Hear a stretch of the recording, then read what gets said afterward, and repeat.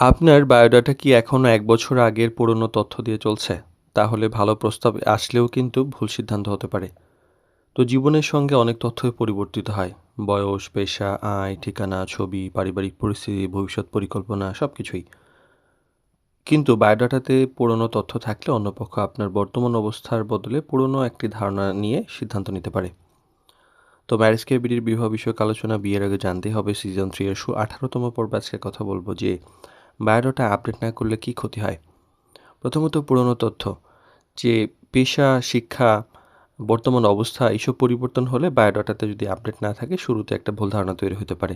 তাই গুরুত্বপূর্ণ পরিবর্তন হলে অবশ্যই আপডেট করা উচিত। আর পুরনো ছবির ব্যাপার আছে, চেহারায় যদি পরিবর্তন হয় অনেক পুরনো ছবি ব্যবহার করা ঠিক নয়। সাম্প্রতিক ও স্বাভাবিক যে ছবি আছে সেগুলো ব্যবহার করা আরও মানে বাস্তবভাবে ব্যবহার করে সুন্দরভাবে নিজেকে ফুটিয়ে তোলা যায়।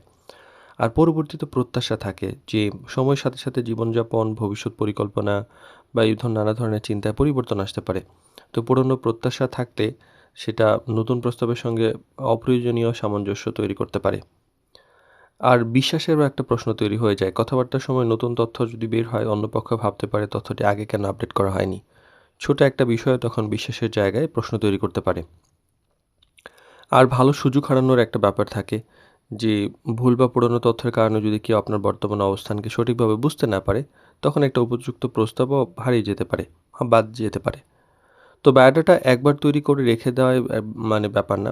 চেষ্টা করলে এটার সফট কপিটা রেখে দেওয়া উচিত যেন জীবনে গুরুত্বপূর্ণ যদি প্রয়োজন কিছু হয় সেক্ষেত্রে বায়োডাটাতে তার সঙ্গে সঙ্গে আপডেট করা যায় এবং তার প্রতিফলন বায়োডাটাতে দেখা যায়।